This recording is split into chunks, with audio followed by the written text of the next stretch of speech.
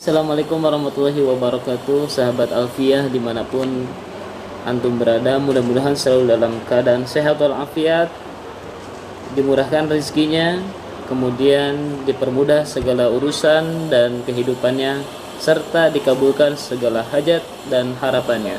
Amin ya robbal alamin. Hari ini saya akan memberikan tanda-tanda baca di dalam membaca kitab ya. Tanda baca dalam membaca kitab ini sangat perlu agar kita mengetahui kedudukan-kedudukan dari setiap kalimat yang kita baca dan sekaligus maknanya. Coba disimak. Ini tanda baca pada kitab kuning ya. Biasanya kalau kita menerjemahkan beberapa kitab yang kita sedang pelajari ya, yaitu kita memberikan tanda-tanda kedudukan i'rabnya pada kalimat yang sedang kita baca. Biasanya jika kalimat ini kita tulis atau mubtada, maka kedudukan yang sedang kita baca itu kalimatnya adalah berarti mubtada keadaannya ya. Contoh seperti di sini alhamdulillahi ya. Nah, kita tahu atau sang guru membacakan adapun atau dalam bahasa Jawanya utawi. Maka di sini posisinya sebagai mubtada, kita berikan tanda bahwa alhamdu ini adalah kedudukannya sebagai mubtada. Nah, ketika ini sudah kita beri tanda, berarti ya kita tahu bahwa mubtada ini dengan diartikan sebagai adapun. Tuh, adapun ya. Alhamdu, adapun segala pujian ya. Itu lillahi, tetap bagi Allah ya. Nah, alhamdu sebagai mubtada, lillahi sebagai khobar. Khobar diartikan sebagai yaitu ya. Nah, ini dia tanda-tandanya. Nah, bila kedudukannya si kalimat tersebut adalah menjadi fa'il, nah, maka diartikan sebagai siapa. Siapa ini untuk fa'ilnya yang akil atau fa'ilnya berupa manusia. Tapi kalau fa'ilnya ghairu akil ya, ini untuk ghairu akil berarti biasanya diterjemahkan dengan apa. Terjemahkan dengan apa. Tapi kalau misalkan akil, maka diterjemahkan dengan siapa ya.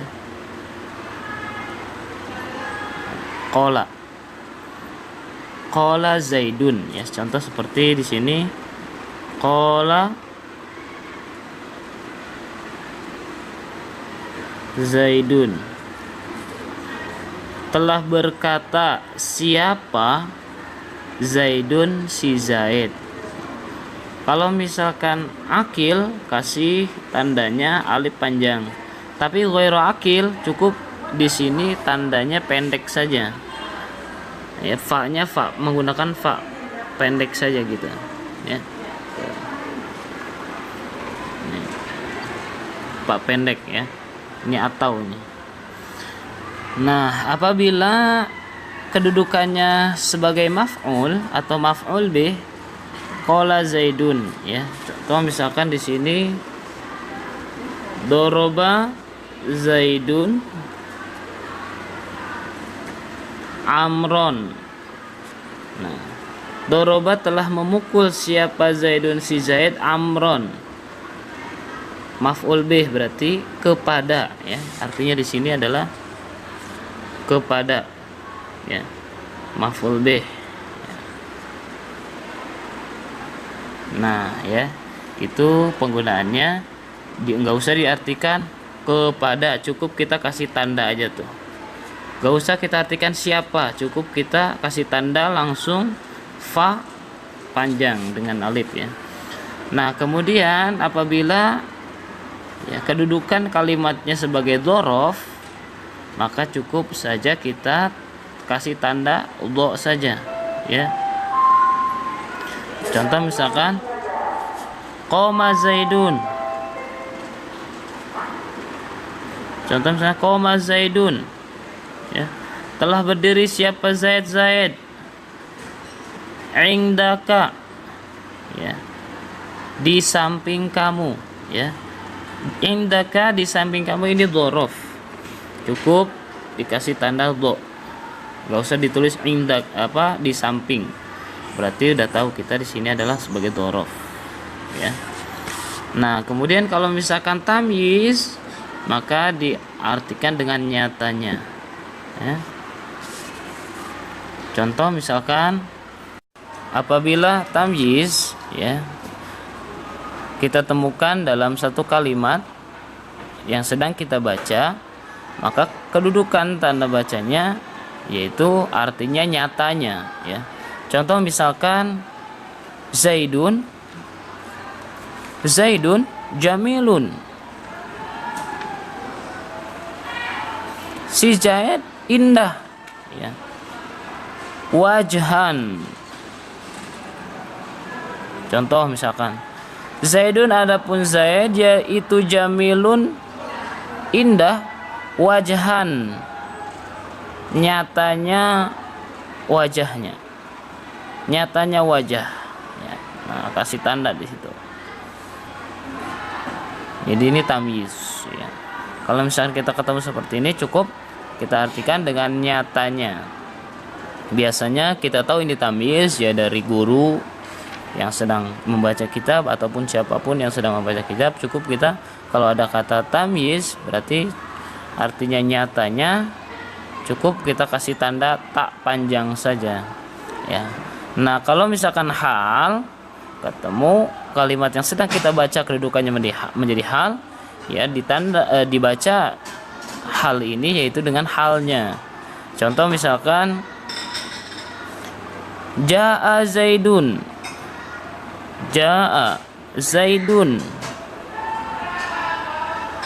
raqiban. Jaa, telah datang siapa Zaidun, si Zaid, raqiban, halnya berkendaraan, ya. Jadi menerangkan tentang kedatangan si Zaid itu sambil berkendara. Nah, kalau misalkan seperti ini ada hal, cukup nggak usah tulis di sini halnya berkendara, tapi cukup halnya dengan kasih tanda hal. Nah, kalau misalkan mutlak biasanya diartikan dengan mutlak. Kalau maf'ul mutlak, kalau misalkan mato berarti ini maf'ul mutlak. Tapi kalau tadi kan maf'ul bih, ya, itu kepada. Tapi kalau misalkan mato atau, ya, ini kita tulis mafto pada kalimat yang sedang kita baca, itu diartikan dengan. Kalau dengan, ya cukup kasih tanda mato di atasnya. Contoh misalkan marortu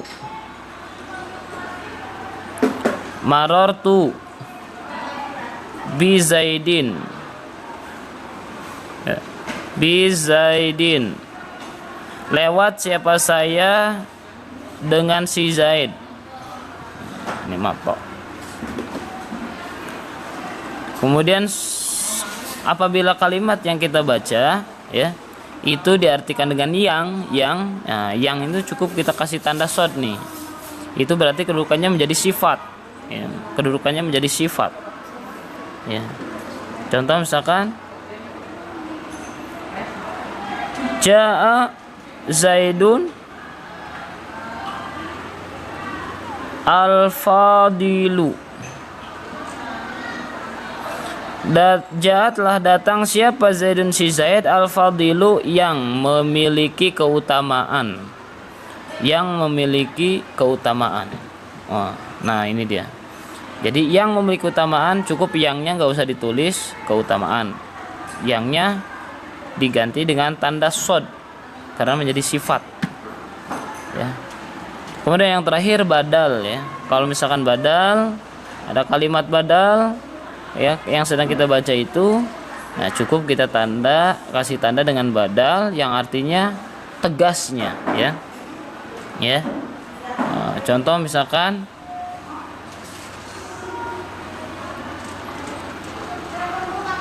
atau Zaidun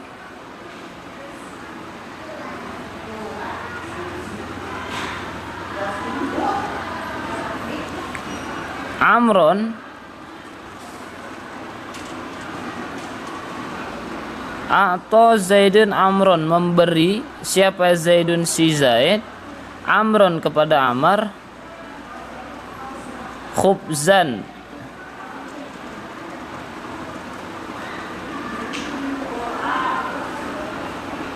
ya kepada roti nisfahu. Nah ini badal. Atau Zaidun Amron khubzan nisfahu, telah memberi siapa Zaid Amr kepada Amr khubzan satu roti ya nisfahu nyatanya atau tegasnya separohnya ya. Sini kasih al khubza.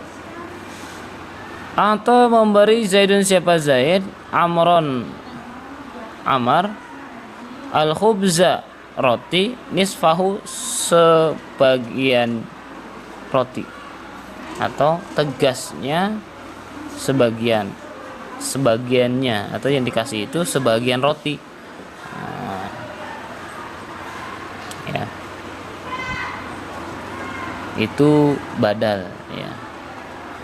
Itu contoh-contoh yang disebutkan di sini, yaitu adalah tanda baca pada kalimat-kalimat ya yang merupakan itu adalah posisi kedudukan i'rabnya masing-masing ya. Nih pakai ini tuh.